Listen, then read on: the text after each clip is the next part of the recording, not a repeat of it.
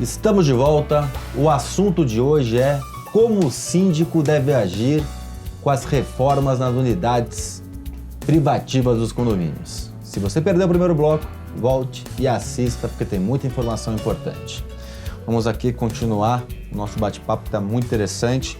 Gunnar, você como engenheiro, como síndico, queria que você falasse, e aí já trazer o Cláudio para a conversa, os erros que vocês dois verificam, os principais erros, e o que o síndico pode fazer para que isso não ocorra. O primeiro momento é você analisar o tipo de edificação que foi construída, certo, Cláudio? Sim. Se como você comentou, alvenaria autoportante, se é o convencional pilar e viga e laje, e receber do projeto de arquitetura o que ele quer de mudança dentro daquele apartamento, de sugestão. Por exemplo, numa alvenaria autoportante você não pode mudar em paredes, evitar de fazer furações em locais específicos, e muitas das vezes a falta de informação para o arquiteto é que ele pede exatamente que retire paredes e abra aquele ambiente. Então a gente tem que ficar atento ao que fala o manual do proprietário e exigir que seja feito dentro daquele manual para que não perca a garantia e para que o produto também não entre em degradação, né? É basicamente isso. Seguir o manual do proprietário, se atentar a isso e principalmente ao tipo de edificação que foi construída. O que mais, Cláudio? Bom, o Guima sintetizou bem, usou bem a parte do manual do proprietário. Um aviso aos moradores, a norma pede para que, ao final da obra, o manual do proprietário seja revisado pelo aquele profissional que ele contratou, arquiteto ou engenheiro. Né? Porque ninguém faz isso.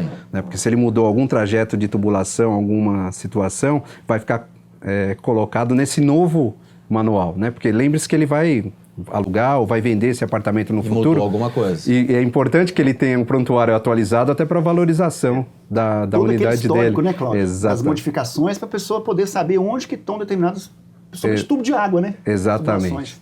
Mas, já que você abriu a caixa, né, para as besteiras que a gente chega ao nosso escritório, acho que o campeão é ar-condicionado. Seja em alvenaria estrutural ou não. Né, porque na edificação, sistema reticulado, que é o convencional, furam-se muitas vigas.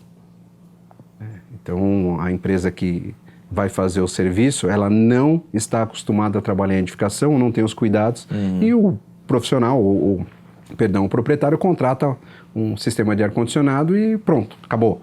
Não quer saber se tem viabilidade elétrica, não quer saber se tem viabilidade estrutural. Né? Então, um bom arquiteto ele vai verificar esses dois fatores e vai verificar como desviar da estrutura, colocar um nicho, colocar uma sanca, colocar um móvel, né? Para passar toda essa infraestrutura. Então, os campeões são ar-condicionado. E aí acabam trazendo riscos. Muitos. Principalmente incêndio, né, Cláudio? E na verdade, assim, você tem um incêndio, né? Mas o que salta, a gente chega, né? O meu trabalho é de bombeiro, né? Infelizmente. Então você chega com aquela viga já perfurada, olha, precisa de um laudo. Já perfurou a viga. Já fez o estrago. A Né? besteira já está feita. Já está feita. Então você não consegue fazer trabalho preventivo algum. Então, esse é o recado que a gente, fora os apartamentos de cobertura, que deveria ser feito um programa específico para isso.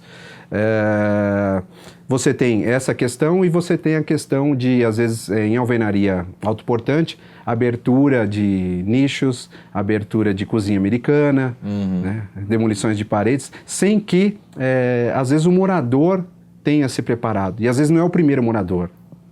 Né? Ele já teve uma recompra e essa informação não foi passada a ele. Né? Então, tem uma série de situações que é bem complexa. Então, quanto mais atento tiver, mais tiver ali informando os procedimentos de compra, locação, quais são as regras do jogo na hora de se fazer algo, eu acho que é muito importante que o zelador, principalmente, chegue e passe essa informação. Olha, o senhor é o novo proprietário, o novo inquilino, as regras são essas. Mas, Cláudio, a gente podia colocar um parênteses nisso daí, uma coisa interessante. O morador, ele não sabe que tipo de estrutura.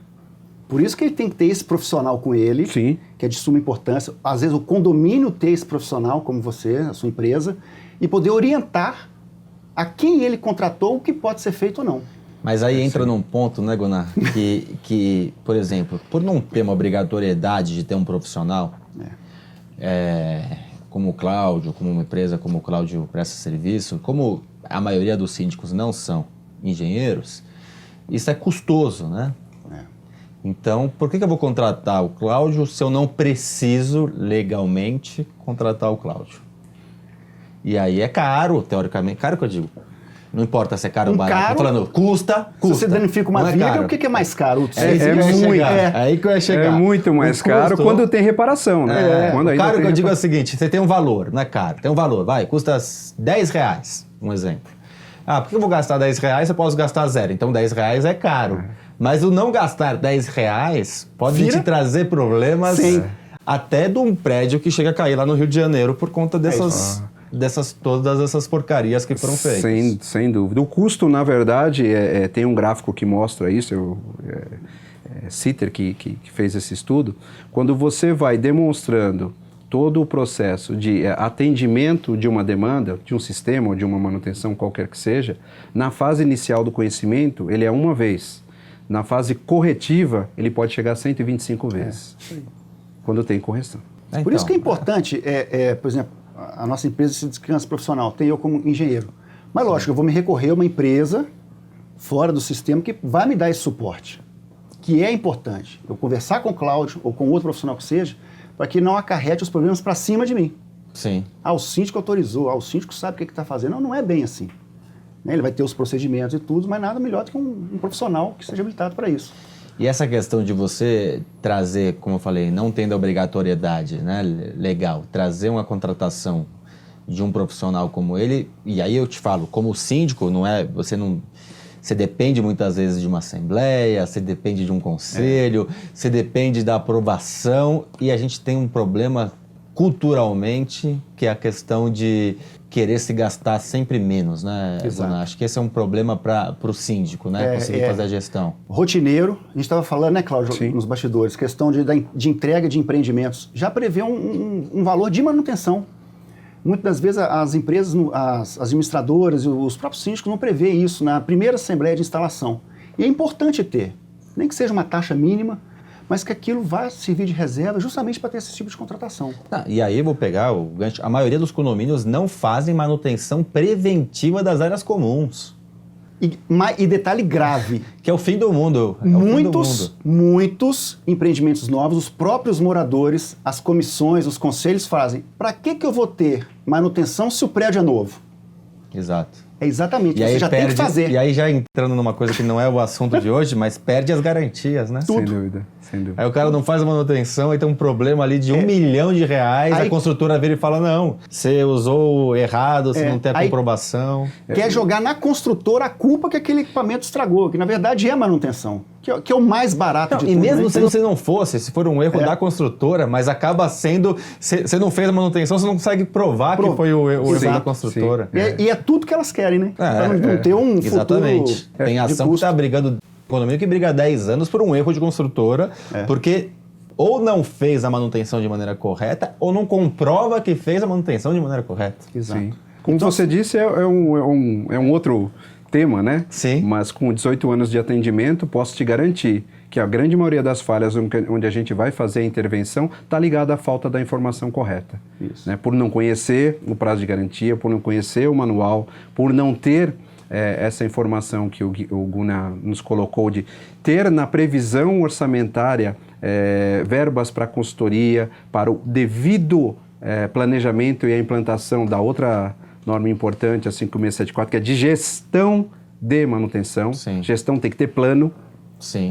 Então, aí se inicia, mas é ali, no recebimento do condomínio, no primeiro dia do habite-se, que você vai ter a melhor condição de fazer o planejamento, inclusive para fechar o nosso tema da gestão de reformas, né? Você imagina que, o Guna estava falando, tem um condomínio que agora ele está implantando 196 unidades, serão 196 proprietários com a chave na mão para fazer 196 obras. Sim. Então, se você não tiver condição de fazer tudo aquilo que a gente colocou, que é o trabalho de base, e implantar um sistema ao qual você vai informar esses 196 unidades como é que serão as regras do jogo, e aí você uma loucura. Aí você falou uma coisa que é importantíssima, a questão da comunicação, né? principal, eu falo que não existe síndico bom sem comunicação eficaz. E num condomínio desse, a principal arma do Gunnar tem que ser a comunicação. Sem dúvida. Não adianta nada ele conhecer tecnicamente, ele ter um bom zelador. Né? 196 é impossível uma fiscalização eficaz de 196 unidades. Então, a comunicação assertiva e aí de diversos formatos, né? Exato. Site, aplicativo, explicando e sendo proativo, né? Tendo toda a documentação fácil, tendo xerox da documentação. A boa informação. Para conseguir enviar por e-mail. Acho que esse vai ser um grande desafio nesse novo empreendimento que vocês estão fazendo na gestão. Né? É isso, a gente já está planejando, desde já junto com a administradora, já entrando em contato já com alguns moradores, já que vão ter essa posse, alguns que já resolveram a parte financeira, justamente por isso, para quando entrar já saber o que pode e o que não pode. E qual o profissional que você vai chamar e aquele que você não deve chamar. Exatamente isso. E aí a gente pode bater aqui na questão de comunicação, proatividade na informação. Eu falo isso na aula que você fez lá comigo na Gabor de implantação, que o síndico ele tem que ter todas as plantas em mãos, ele tem que ter todos os manuais, não na hora que pedem, né? Exatamente. Aí, eu quero o manual de elétrica, não tenho. Vai na prefeitura, vai no... não tem... Aí perdeu, porque a prefeitura também perde, o corpo de bombeiros, aí daqui 1 ano consegue, aí o cara não vai fazer a obra. Né? Não, ele vai fazer a obra, porque ele vai entrar com uma liminar para fazer a obra. E aí começa um problema gigantesco, né? E todo mundo vira vilão, né? Todo mundo.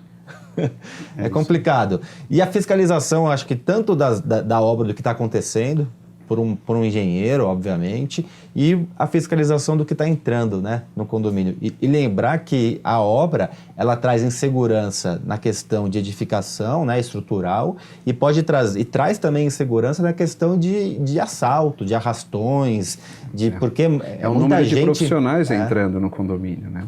E aí o prontuário da obra deve listar os nomes e as empresas que vão ficar fixados lá na portaria que tem a autorização do proprietário para... A gente não pode esquecer esse ponto. Porque às vezes o condomínio está seguro em termos estruturais, mas está entrando gente ali que de repente está lesando isso é de outra forma. Né? A gente, quando a gente recebe essa demanda de morador que vai fazer a reforma, a primeira coisa que a gente envia é um manualzinho com a norma, claro, e justamente entrada de veículos, quem que está autorizado, quem que não está. Quem está, né? Não está não, né? Já não entra. E as pessoas que vão participar durante o andamento da obra, em que fase, né? Fase de demolição, fase de acabamento, instalações elétricas, hidráulicas. Então você tem todos os procedimentos faseados ao longo da obra. Bom, o tempo passa rápido, antes de agradecer vocês, eu vou chamar um quadro que é o Aplicando Advertência. A advertência hoje vai para você, condômino, que vai fazer uma reforma dentro da sua unidade.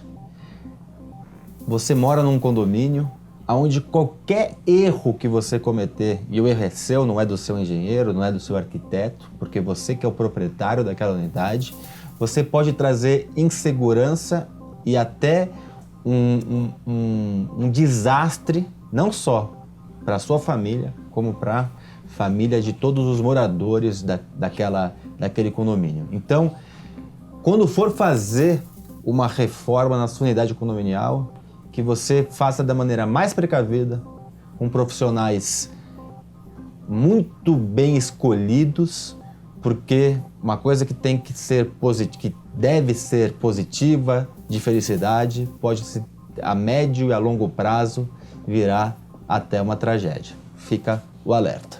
Cláudio, muito obrigado pela sua visita ao programa. Participação muito rica e as portas estão abertas para você voltar. Muito obrigado. Eu que agradeço aí e fico à disposição sempre que for necessário. Prazer grande. Gunnar, parabéns pelo trabalho que você vem realizando e muito obrigado por participar hoje, agregar o conhecimento e as portas estão sempre abertas para você. Ok, obrigado. Eu agradeço também a oportunidade e principalmente ao Cláudio também, que a gente acaba aprendendo mais um pouquinho a cada dia, né? Com certeza.